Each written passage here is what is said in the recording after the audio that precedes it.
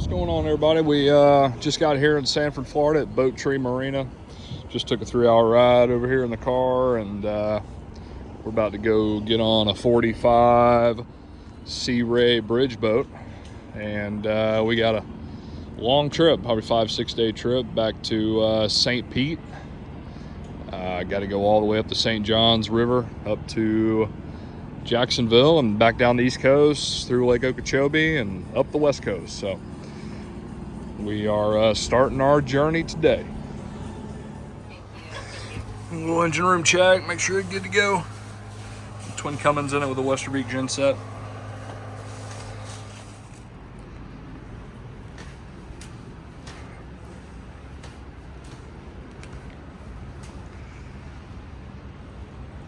All right, here she is.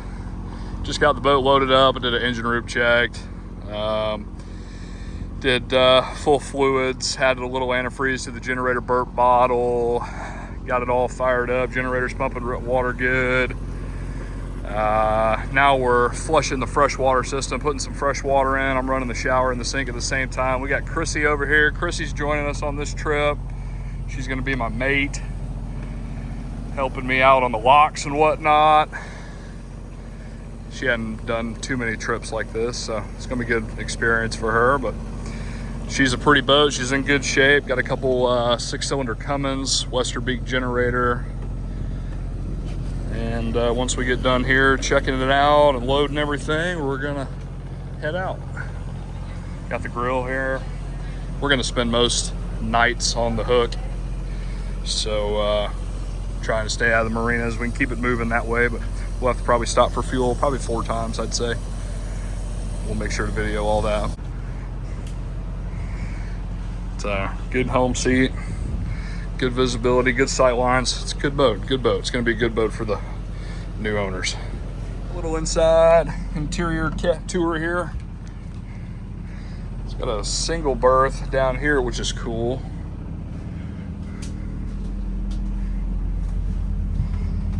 It's a 2-head boat.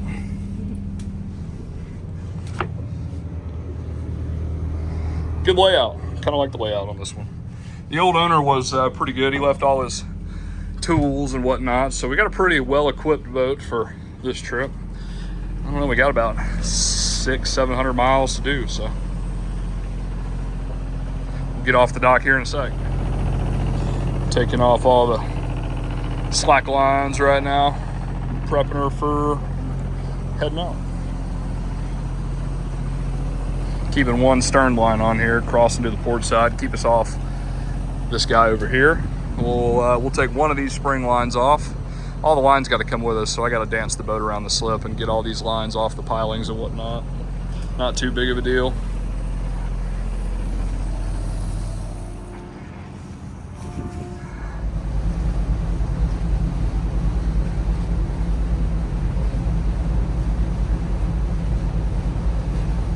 Line's coming with us, right? Yeah. All right. Spring, starboard side.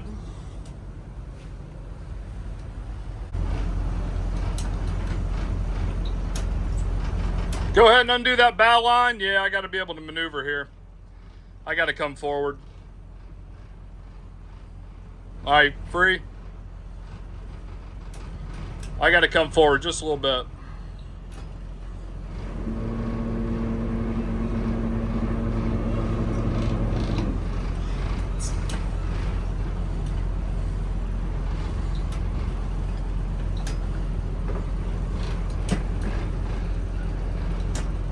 Good? All right, port side.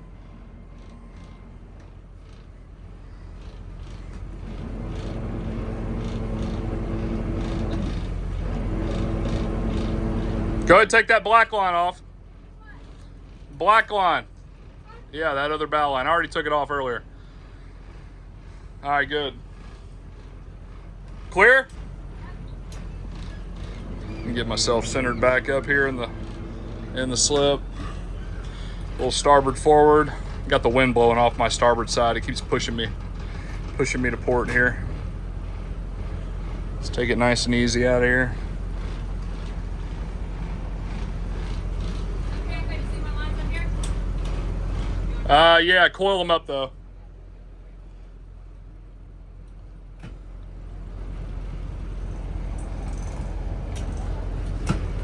Go ahead and do a rotation here. Make sure I clear the swim platform and the dinghy. There you go, we're clear. Little throttle to starboard here. Little throttle to port. Get her rotating around. You know, when that wind's pushing you like that, you got to kind of get it moving a little bit. Always helps.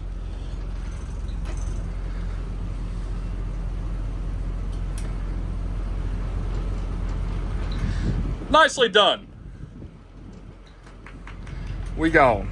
We gone.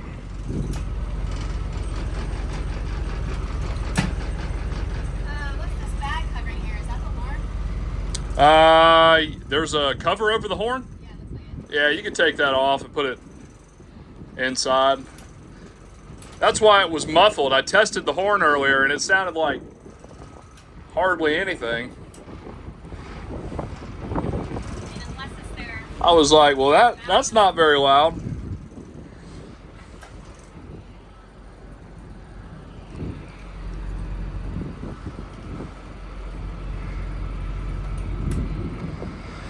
And we are officially in the St. Johns River.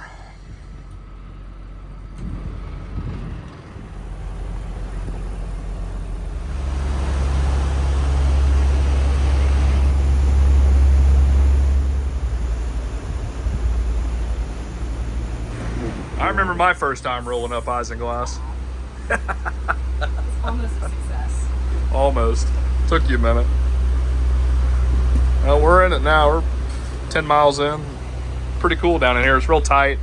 It's real narrow. A lot of docks, a lot of homes with, you know, their personal boats. A lot of boats beached up, hanging out on the river. So haven't had the chance to get it up on plane yet. Not quite that time, but maybe when it opens up a little bit, we don't get in so much traffic, we can get it up on plane here.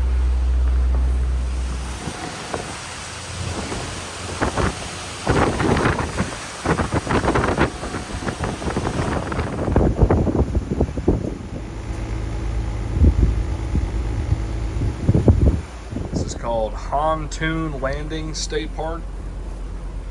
Got a resort and marina right there. It's pretty down through here. First 20 miles is pretty cool.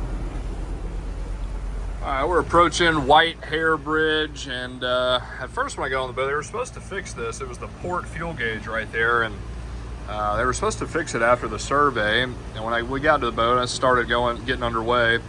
It was not working. The needle was pegged over to the left there.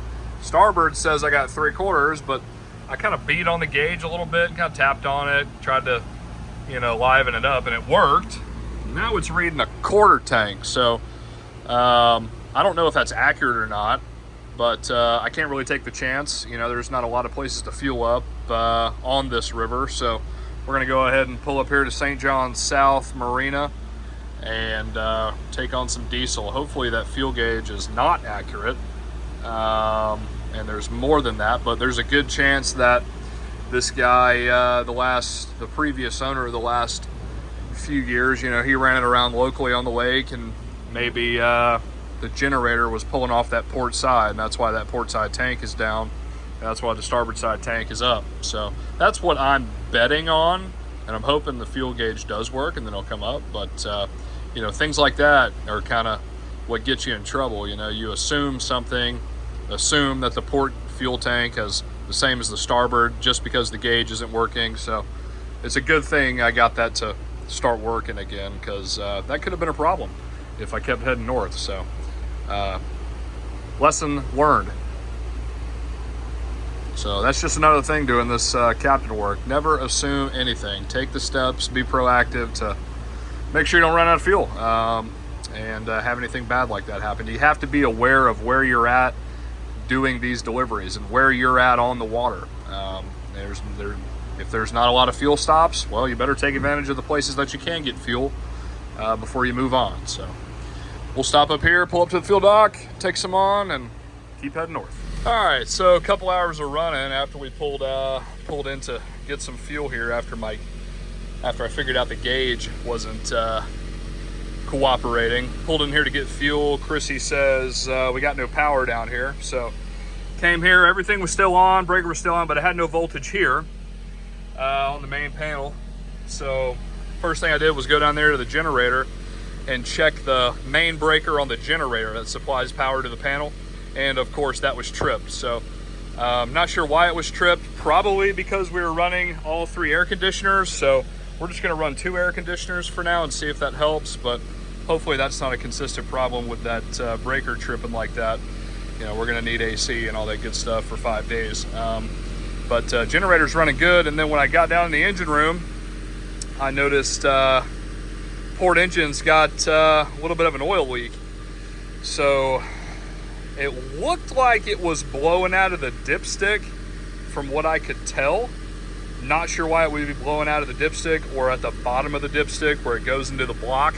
It was leaking from one of those 2 places. I'm not exactly sure, but I got an oil mat, cleaned it all up. It wasn't that much. I checked the oil. It was still on the full mark, so not a lot came out. And also the port burp tank dropped about 2 inches. So obviously this boat has been sitting a while. It needs to be exercised. We did that. We got it up on plane for a while. So all these air bubbles, all these things are, you know, working back in as we're taking this thing north. So these are just some of the little things that happen on these trips that we have to work through. But I'm gonna go upstairs and start the port engine and get back down in the engine room, make sure we don't have any crazy oil leaks going on. Hopefully it was just a fluke thing and it was coming out of the crankcase for some reason. I'm not really sure why, but give you an update here in a minute. Yeah, there's definitely some oil under the engine block there. Not a lot, you know, a little bit of that stuff would go a long way, but nothing's blowing out of the dipstick. I can't find any oil leaks under the block. I don't see anything dripping, so hopefully it's fine. Have to keep an eye on it. How's it going over there?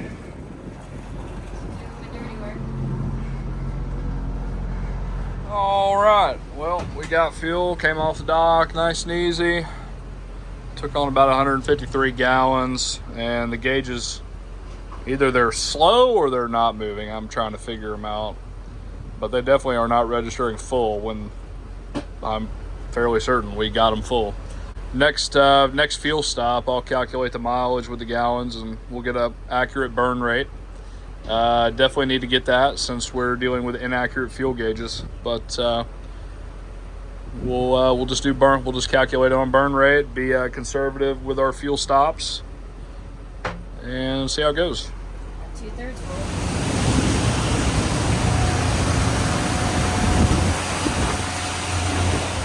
Lake George, the big lake. I mean, that's probably 8 miles across, way out there. Windy today too. Well, we pulled in here and found this dive bar right off the river here. Pretty cool, Hermit's Cove. Swung in here and got a couple drinks and bag of ice. Shooting it with the locals that are pretty cool. But we're gonna run out here after we get off the dock and go find somewhere to anchor for the night. There's a railroad bridge about 2 miles up that is closed and we got to open in the morning at 7 o'clock or so. So we're in for the night. Got a small cooler we could put that ice in. That's not contaminated. Well, I'm draining it now. Okay. You don't want contaminated ice water? No, thank you. Say what? Oh no, she's the help. She's the help. I got a YouTube channel, so say hi.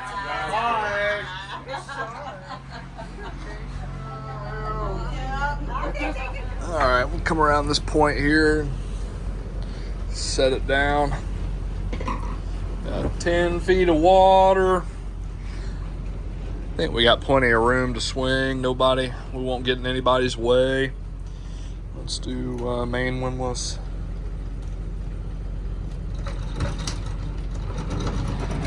Anchor down. I should have looked. I don't know if it's all chain or chain to rope. Should have looked before I made that decision. Also, when you're in lakes and rivers, you got to be mindful of what they call flooded timber on the chart. So trees, stumps, it'll, if you got an all chain set up, you're asking for it. But we're only at 10 feet, so I highly doubt that. The chart doesn't say it's flooded timber, so you can see it swinging around right now. I'm gonna go ahead and do it for it. The river flows heading north. All right, that's good.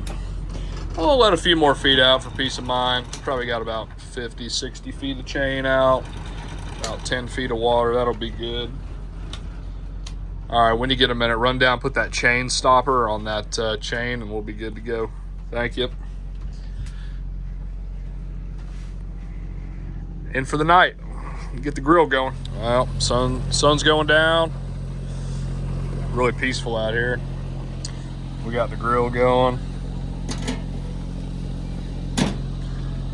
Found a little I don't know, 8 to 10 foot spot right off this this cut off the river. Now, let me be really specific. The only way that you know about these different cuts is using Navionics and the sonar charting.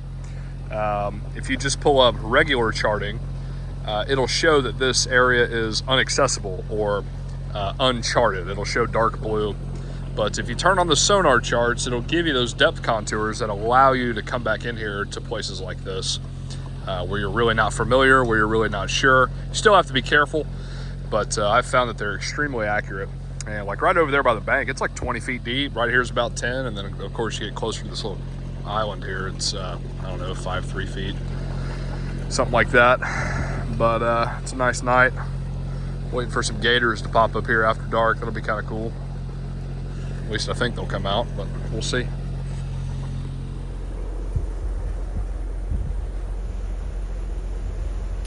Buffalo Bluff Railroad Bridge.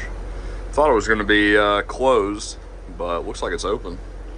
We don't have to call to get it open, which is good. But about 7:30 in the morning. Peaceful out here. Got a little fog on the river.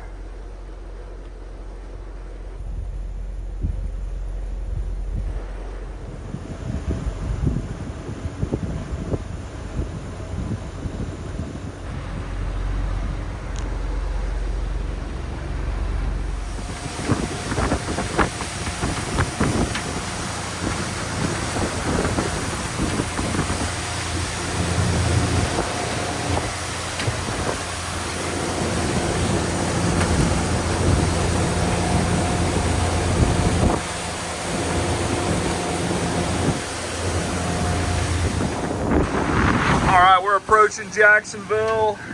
Had a pretty good morning so far.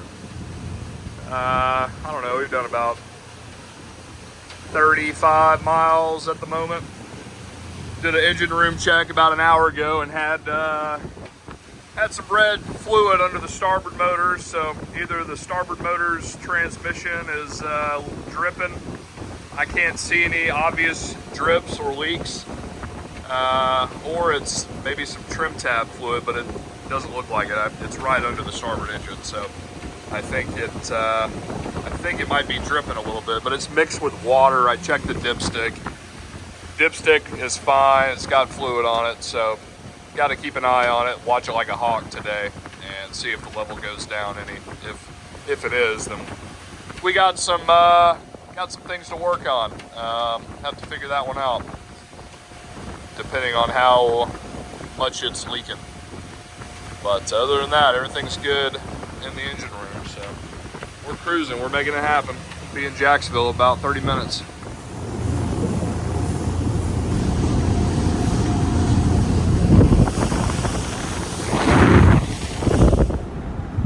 We're downtown, easing our way through this no-wake zone.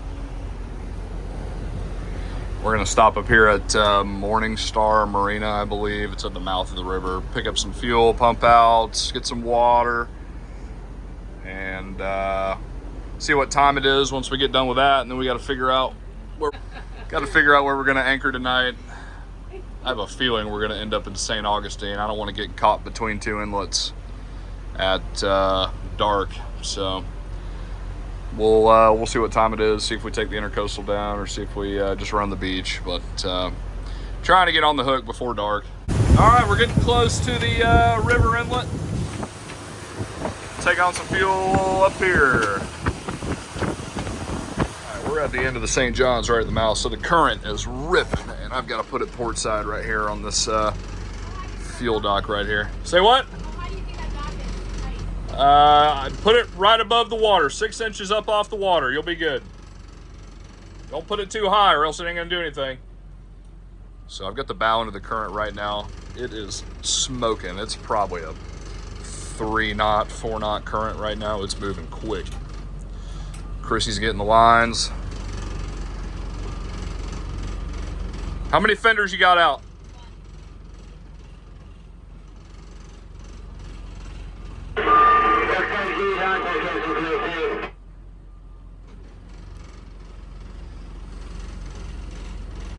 Stern. 3 fenders. Yeah, 1, 2, 3. Stern, mid, and another mid. Just easing it over, letting the tide, letting that current do the work for me. Want it real slow. This right here is just technique, is all it is. No power involved. Just you got to keep that bow leaning toward the dock. You got to keep some momentum. See, I'm in full idle right now, and the boat is just creeping. We're doing 1 knot. That's how strong this current is right here. Chrissy's going to throw him that midship or that bow line, one of the two.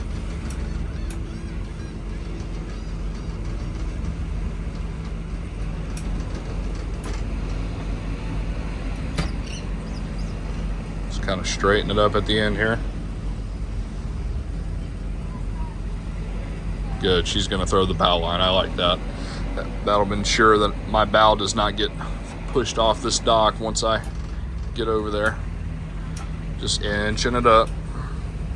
About 5 feet, 6 feet now. Now we're just coasting.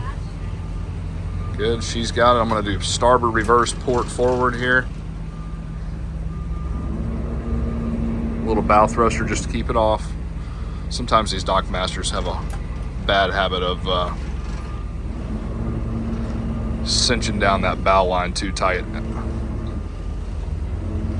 Just kind of push it off there.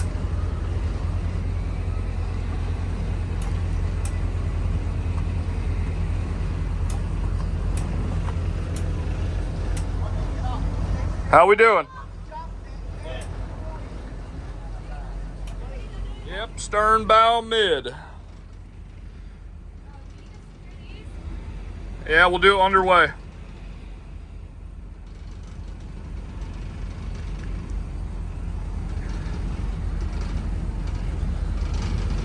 Toss it.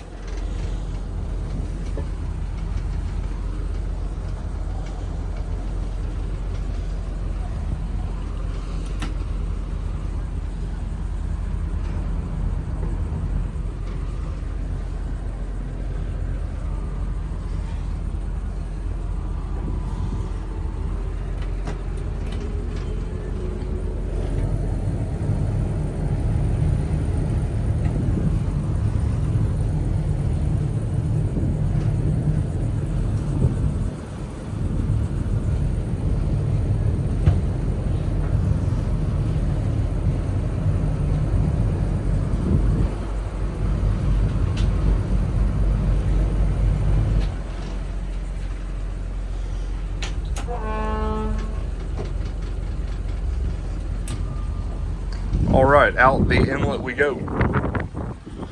It's supposed to be 3 foot at 8 seconds, so it should be rolly. Hopefully it's not too bumpy, but got to either make it down to St. Augustine or Sebastian, I hope. One of those two. 2 o'clock in the afternoon.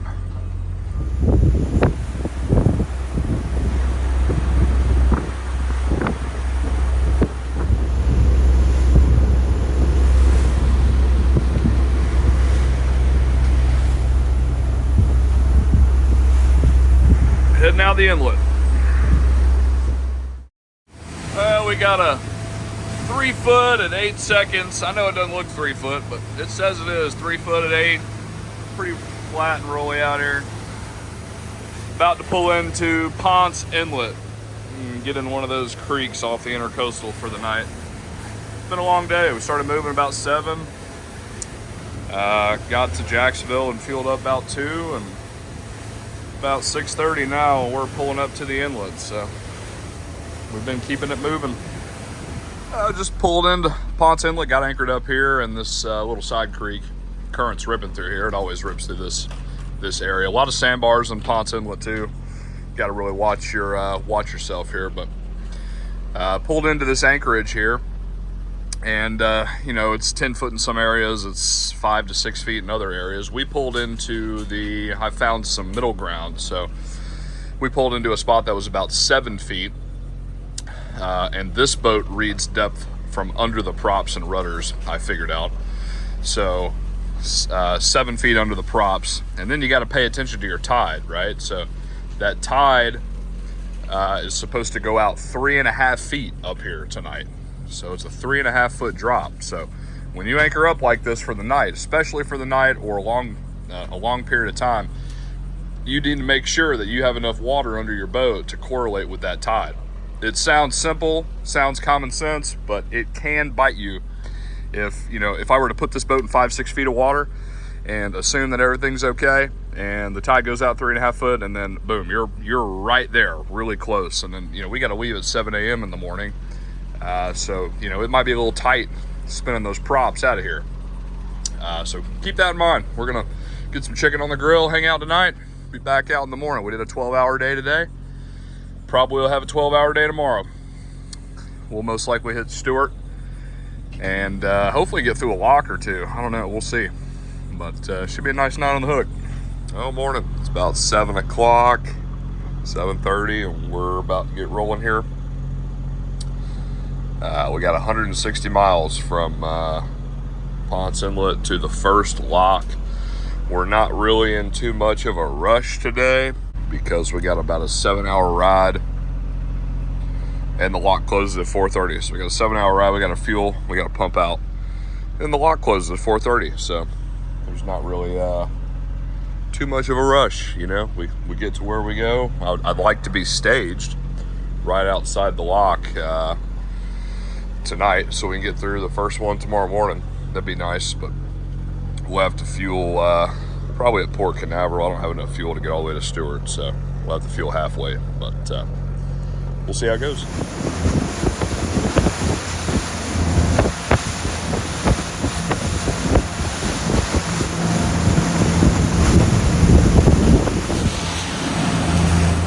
All right, we made it to Fort Pierce.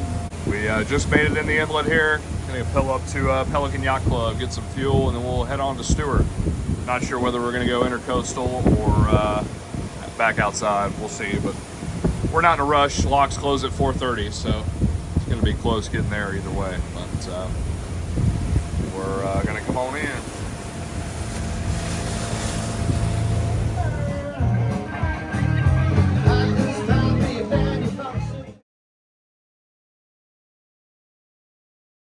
We had an interesting day yesterday. Didn't do a whole lot of filming, but we ran from Ponce Inlet down to Fort Pierce, and literally, so we did about 220 miles on a tank of fuel, and literally as I was hitting the fuel dock, 30 feet away from the fuel dock at Fort Pierce, my port engine died, and it ran out of fuel. So our math calculations there, our burn rates were a little off. I was expecting to get easily 240 miles on a tank, and we only got about 215, 220 miles on that tank before that port motor starved. So definitely a mistake on that. We probably pushed it a little too far. Not the end of the world. I knew we were getting close to empty, but now we know. Put it that way. We all make mistakes. We all push the limits a little bit, but got the boat on the fuel dock, no problem. Put some fuel in it. It did take some time to reprime that engine. I was down in that room for a while getting that motor reprimed, and I actually was never able to fully get it primed. It would run, but I feel like it still had some air in it, and it wouldn't run that well. So we pushed off the dock with one engine, and we headed to Stewart, 25 miles south, and I had a really good diesel mechanic come out the next morning, and I was able to pull the boat in the slip with the other engine as well. I got it started just for a second, enough to put it in the slip. Had a mechanic come out here, and we had some other issues going on, so we went ahead and had him take care of a few things. There was a fuel leak on the starboard engine. Went ahead and took care of that. Tightened up some injectors. We bled the system a little bit more out of the port motor, and it's fired up and it's running well at the moment. We adjusted both shaft packings because both were dripping. The starboard one was slinging salt water, and it was kind of making a mess in the engine room. It was bothering me, so we went ahead and did that as well. And he gave us a full diagnosis of, the engine space. Told us what it needs based on the hours. So we got a good punch list for the owner to take care of when we get it back. Basically, it just needs all full service. It needs a full service, filters, fluids. All the coolers need to be pressure tested and serviced as well. After coolers, oil coolers, all that good stuff. So it's a good thing. It's good to just stop sometimes, take care of a few things. I did make the mistake of running that one motor out of fuel, but we were just a little bit off on our calculation there. But at least I have something to report to the owner that, hey, you got to be conservative on your fuel when you get over that 200 mile range. It's getting low, and the boat holds 400. So the boat holds 400, and the port tank only took 190. So it still had 10 gallons in the tank. So it had 10 gallons of unusable fuel, and that's what you got to learn on your boat. What is that usable rate? And you should also build that into your trip planning. There's always a usable fuel spec, and we found that out the hard way, unfortunately. But no harm, no foul. We got it all taken care of, and we are back underway this morning after he checked everything out for us and fixed a few things. So we got a tighter boat. That's what I like. Tighter boat for the rest of the run. We got 2 more days. So 2 more days, about probably 100 more miles. Or no, I'm sorry, 200 more miles. So we'll ease it on down here to St. Lucie Lock and get through the first one. St. Lucie Lock, St. Lucie Lock. St. Lucie Lock. Yes, sir. 45 PC westbound, requesting your next passage. I'm getting the camera ready for you now. Just step by wait for that green light. Roger, thank you. Yeah, we'll use those ball fenders, midship cleat, stern cleat. We're gonna ease up to this wall. I'm just gonna go ahead and say starboard, so just rig everything for starboard. I'm gonna bring the bow right up to the wall, okay? And you're gonna have a rope on the wall. You're gonna grab that rope and you're gonna go to that bow cleat, all right? We're going up on this, probably about 8 feet or so. So as it goes up, you take the slack in on the cleat, but you do not hitch the cleat. You never hitch the cleat on a lock because of the water level change. You just figure eight it. All right. I'll do the stern, you do the bow, we'll ride it up, and then we'll go.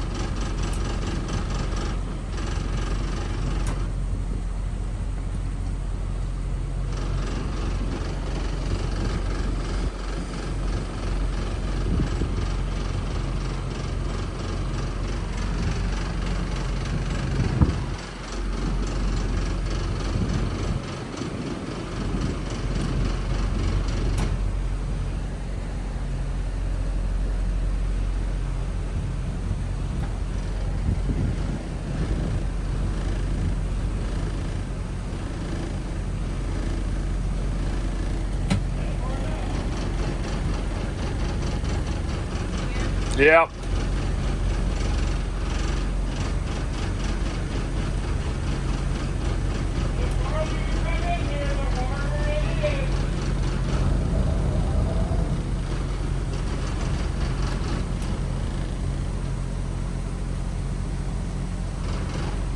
Next one.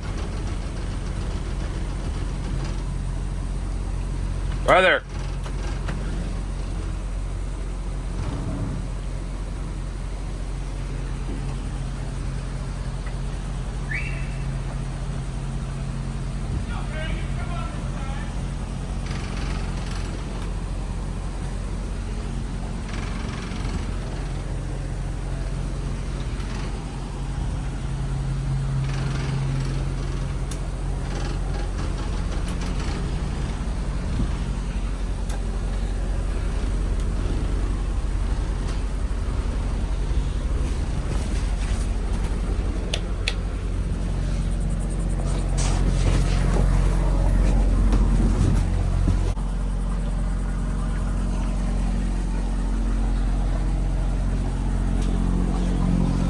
Good up there? Got about a 14-foot up, about halfway there. This line on the wall right here is where we're going. All right, Mayaka Lock was a flow through, so we're just gonna go right on through. Lake level's about the same as the canal. Doesn't happen very often, but we're just gonna cruise on through here. And we'll be in the lake. See what time it is when we get over there to Moorhaven. Maybe we can get one more lock done. We'll have to see how it goes.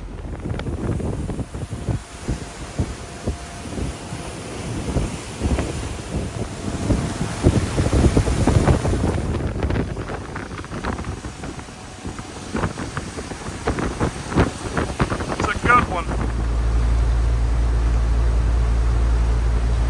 Fort Denard, Fort Denard.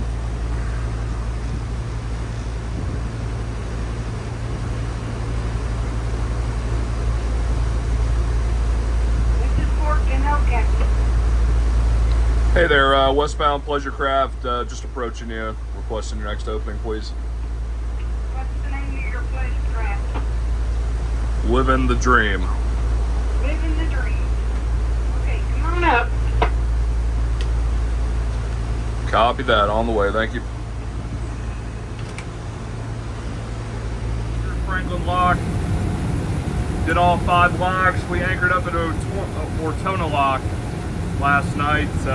We got there about 5 o'clock, so 30 minutes after they closed. Running west down the Caloosahatchee River. We're gonna stop at the landings and get some diesel, and that'll be it. Hopefully we'll head west and then go up to Boca Grande, head out the pass at Boca Grande, and make the 4-hour run north up to St. Pete. So everything is going well. We got good timing, even with the engine issues a little bit.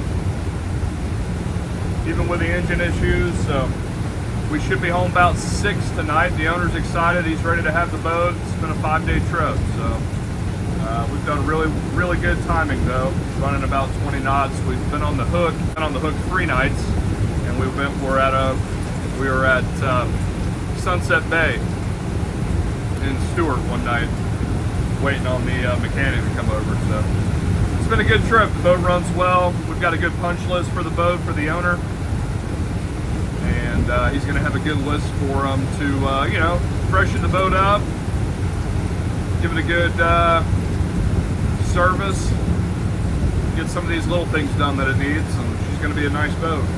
Already is a nice boat, but they all need something. We'll be at the landings in probably about 30 to 45 minutes.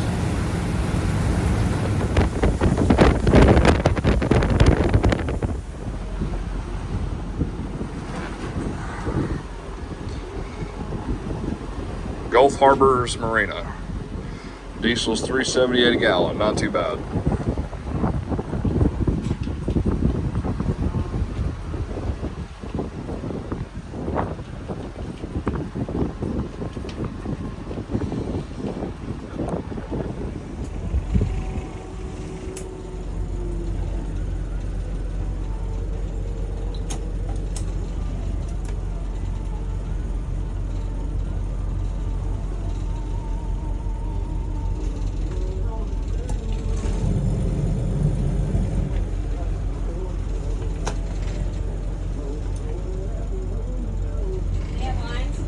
looks like it.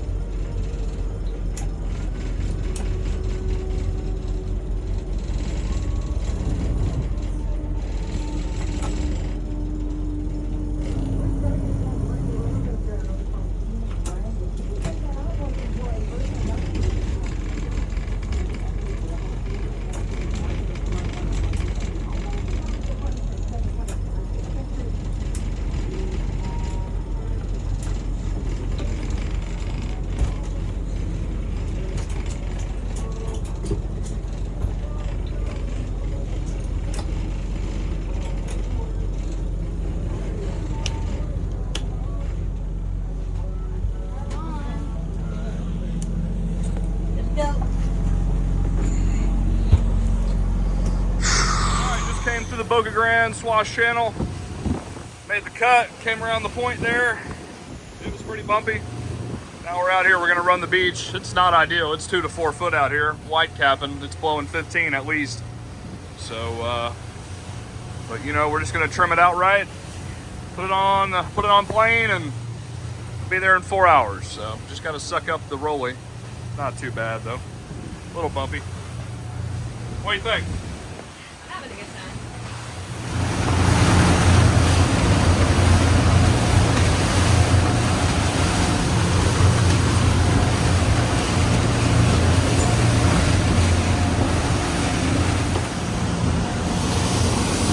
Egmont Key, Passage Key. I'm gonna run to the Skyway, get in the Skyway channel. Oh, and head to the back door of St. Pete. Well, we made it. We did a good time. I think we left Fort Myers about 12:30ish. We ran in 2 to 4s all the way up the beach. Got to St. Pete about 4:30, I believe. So did really good time. Owners are happy. Boat's in good shape. A little rainstorm tonight, but another successful delivery. Got a good punch list for the owner to get taken care of, so it's gonna be a good boat for him. But thanks for watching. Everybody like and subscribe if you don't mind. I would really appreciate it.